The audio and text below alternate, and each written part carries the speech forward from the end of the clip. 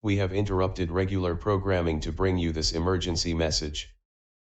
This message is being broadcast at the request of the emergency management officials and the United States government. NASA has detected the sun moving back where it originally was.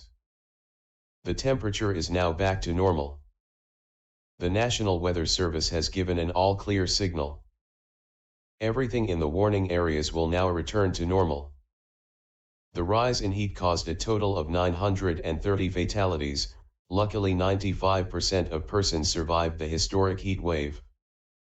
The excessive heat warning has been lifted. The all-clear signal has been given. Repeat, the all-clear signal has been given. This is the emergency alert system.